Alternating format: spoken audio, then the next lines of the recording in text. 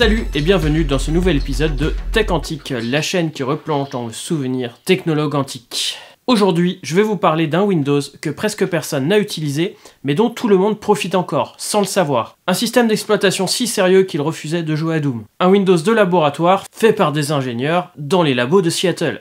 Voici Windows NT 3.5.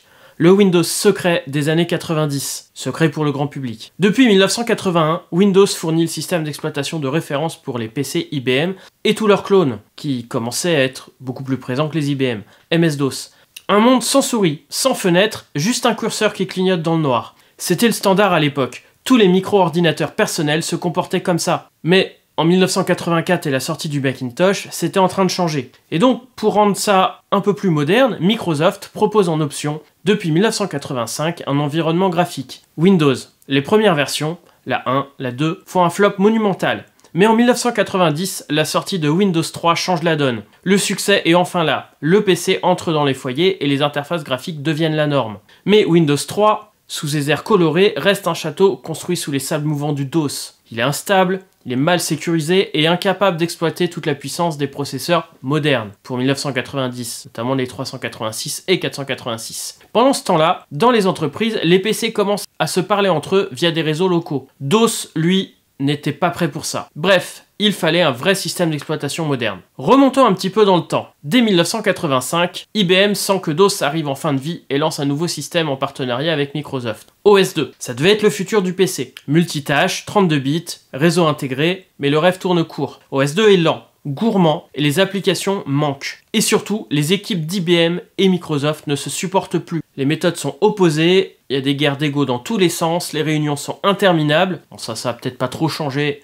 dans les SS2I modernes. Et la petite anecdote, c'est que Bill Gates aurait déclaré à l'un de ses ingénieurs, chez IBM, ils veulent écrire le système d'exploitation du futur. Moi, je veux juste qu'il sorte avant ma retraite. Résultat, Microsoft jette l'éponge. OS2 NT est abandonné, mais le projet renaît sous un autre nom, Razel, puis Windows NT, pour New Technology. Pour ce nouveau départ, Microsoft recrute un certain Dave Cutler. Transfuge de chez Digital Equipment Corporation, DEC, c'est le père du système VMS. C'est un ingénieur réputé aussi brillant que caractériel. Chez Microsoft, il impose sa vision. Un système modulaire, multitâche, sécurisé et portable. Une architecture qui n'avait pas grand chose à voir avec les systèmes DOS et Windows 16 bits. J'en parlerai donc dans une prochaine vidéo. Mais DEC a été dans les années 70 une des plus grosses entreprises qui a démocratisé les mini-ordinateurs, un peu les ancêtres de nos serveurs modernes. Et donc DEC savait faire à ce moment-là des vrais systèmes d'exploitation qui étaient capables de communiquer entre plusieurs machines.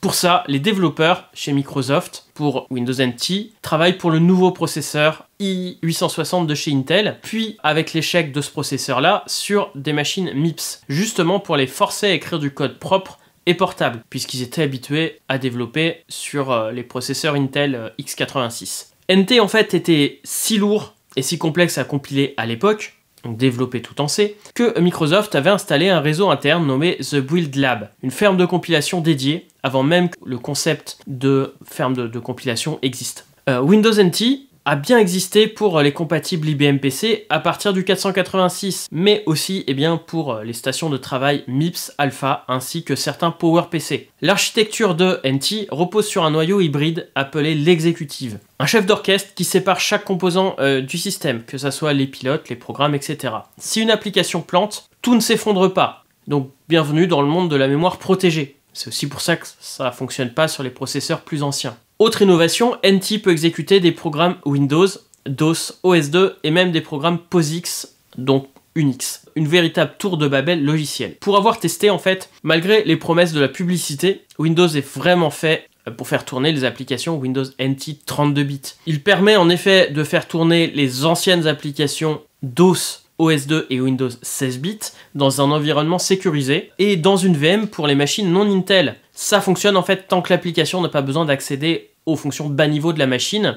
Et à l'époque, c'était quand même souvent le cas, donc pour les applications graphiques, les jeux, etc., on oublie. Et pour les applications POSIX, c'était encore plus vicieux. En fait, c'était fait surtout pour faire plaisir au gouvernement américain à l'époque qui imposait d'être compatible POSIX pour ses programmes, pour faire partie des applications validée par le gouvernement. Il fallait que les applications soient compilées sur Windows NT et seul le strict minimum de la norme était présent. Et bien sûr, pas de mode graphique. NT, c'est aussi l'arrivée d'une vraie sécurité. Chaque utilisateur a un compte et un mot de passe, avec un login qu'il fallait activer quand on se log avec Ctrl-Alt-Sup sur PC pour des raisons de sécurité. Je pourrais l'expliquer dans une autre vidéo, mais en fait, en faisant cette combinaison de touches, on accédait à un emplacement mémoire sécurisé qui était normalement réservé au BIOS et qui était reprogrammé ici. Donc ce qui fait que logiquement, ça pouvait protéger des keyloggers en faisant ça. Les droits sont séparés. On change complètement des anciens systèmes Windows DOS. Et le système de fichiers NTFS fait son apparition. Fini donc les disques limités à 2 Go et les fichiers qu'on pouvait supprimer sans autorisation. NTFS supporte la gestion des permissions, la fiabilité et une résistance au crash que ne permettaient pas les anciens systèmes FAT.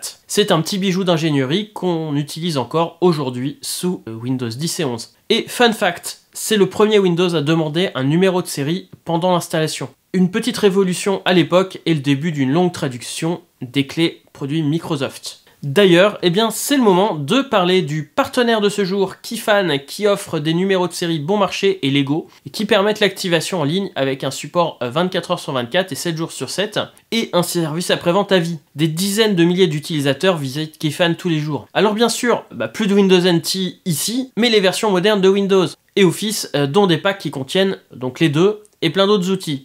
Ici, avec le code PMM52, je vous offre 52% sur les licences Windows et PMM62, 62% sur les bundles Windows et Office. On y retrouve bien sûr Windows 11, mais aussi Windows 10 LTSC si vous souhaitez garder Windows 10 avec un support technique pour encore quelques temps, et plein d'autres outils que vous pouvez voir ici sur ma copie d'écran. Pour acheter, c'est tout simple, vous sélectionnez ce que vous voulez. Au moment de payer, vous rentrez le code et ensuite on paye par PayPal ou tout autre moyen de paiement pris en charge par PayPal. Plus d'informations en description et retour à la vidéo. Sorti en 1994, Windows NT 3.5, donc nom de code Daytona, est la seconde version du système, donc celle que j'ai ici. Sa mission, c'est être plus rapide, plus stable et plus compatible que la version 3.1 qui était un peu un prototype. Elle est disponible en 2 éditions. Windows NT Workstation pour les stations de travail techniques, donc CAO, graphisme, développement, etc. Et Windows NT Server pour gérer les réseaux, les services d'entreprise, les grosses bases de données, etc. Cette version apporte enfin un vrai support de TCP/IP. À l'époque, c'était pas forcément le standard, mais c'est ce qu'on a en standard réseau maintenant. Une interface graphique bien plus fluide et des performances bien supérieures à ce qu'on avait sur la version 3.1. Alors Microsoft garde toutefois son interface à la Windows 3.1 justement. L'interface de Windows 95 est gardée secrète jusqu'à son lancement un an plus tard. Donc la version NT 3.1 est utilisée pour avoir en fait un parallèle avec Windows 3.1 qui était le système grand public. Vu qu'ils sont sortis plus ou moins en même temps, eh bien pour standardiser, la première version de Windows NT s'est appelée la 3.1. Donc aujourd'hui, eh bien, je l'installe sur cette machine HP équipée d'un Pentium à 200 MHz, ainsi que sur une VM pour les copies d'écran avec les mêmes caractéristiques. Les versions de Windows NT 3.1 et 3.5 donc demandent 23 disquettes ou 1 ou 3 disquettes et un CD. Donc, la première version NT 3.1 est super compliquée dans sa gestion des lecteurs CD-ROM. Il faut avoir une des 5 cartes SCSI. Heureusement pour moi, la version 3.51 que j'ai ici est bien plus tolérante et me permet d'utiliser les lecteurs CD IDE. À la fin de l'installation, on découvre une interface un peu d'un autre temps. Pas d'icône animée, pas de démarrer, mais un système d'une robustesse rare, auquel on était habitué avec Windows 3. Un système donc comme Windows 3.1 avec gestionnaire de programmes, de fichiers, mais quelques trucs qui viennent de Windows 95, quelques petits bonus comme les curseurs animés, et ça je m'attendais pas à voir ça sur NT. Malgré son apparence austère, NT 3.5 supporte déjà OpenGL, donc la technologie de rendu 3D qui équipera les futures cartes graphiques professionnelles, consoles et autres. Bon, pas vraiment pour les jeux. Certains rares jeux Windows 3.1 fonctionnent, mais là juste avec des fonctions graphiques simples, et ils ne sont pas nombreux. Et la plupart des jeux DOS ne tournent pas. Les jeux Windows 95 demandent DirectX, qui n'est pas géré sur cette version de Windows NT. Il faudra attendre la version 4. OpenGL, c'était vraiment pour la modélisation 3D, la retouche vidéo, etc. Pas pour jouer. Ou alors, justement, pour créer les jeux, justement. D'ailleurs, fun fact, le tout premier port de Quake pour Windows a été justement développé sur NT. Windows NT 3.5 n'était pas fait pour le grand public. pas de plug and play, le gestionnaire de périphériques est rudimentaire, on peut pas dire mieux, il y a peu de pilotes, et d'ailleurs, fun fact, dans la boîte, il y a un livret avec la liste de tous les périphériques pris en charge out the box sans avoir le pilote dédié qui n'était pas forcément fourni facilement à l'époque. La documentation à l'époque n'était pas sur internet mais avec un joli didacticiel, une aide en ligne sur le CD qui est très complète et surtout 2 gros bouquins, un pour l'installation et un pour l'utilisation que votre chef vous demandera sûrement de lire avant de l'installer et de mettre en place ça en entreprise. L'utilisation de Windows NT 3.51 m'a révélé quelques surprises, comme le gestionnaire de disques qui est apparu donc sur le NT 3.1, alors que j'étais persuadé moi que c'était une innovation de Windows XP.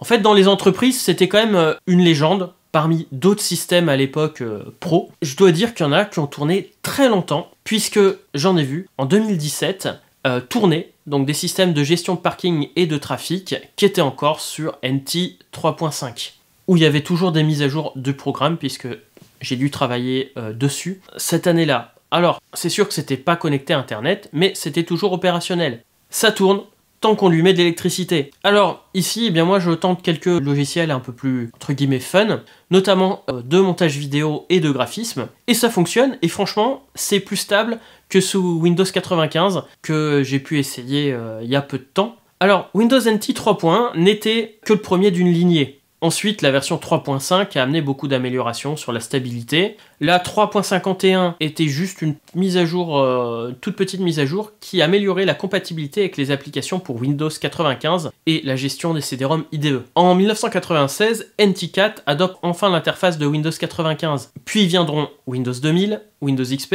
et toute la lignée moderne qui descendent de NT. En fait, sans Windows NT, eh bien pas de XP, pas de 10 et pas de 11. Donc le support de Windows NT 3 s'est arrêté avec la sortie de Windows XP en 2001. Le navigateur le plus moderne qu'on peut utiliser, c'est Firefox 2, donc autant dire que c'est un poil dépassé. Et pour aller sur Internet, ça peut devenir compliqué et pas vraiment sécure. Windows NT, c'est le Windows de l'ombre à l'époque. Celui qui ne s'affichait pas en vitrine, mais qui tenait la boutique ouverte. Le Windows des ingénieurs, pas vraiment des publicitaires. C'est peut-être pour ça qu'il a tenu aussi longtemps sur des machines, au contraire de Windows 95 que je vous ai présenté précédemment, qui lui a été développé plus ou moins en même temps, mais qui ciblait vraiment le grand public, et pas vraiment un truc qui allait tourner 24 heures sur 24. Alors, j'espère que cette vidéo vous aura plu. J'avais pas vraiment prévu en fait de la sortir maintenant. Je voulais vous parler de systèmes un peu plus méconnus, notamment OS2, Amiga OS, j'aime, puisque ils fêtent leurs 40 ans. Mais suite à la proposition de Kifan,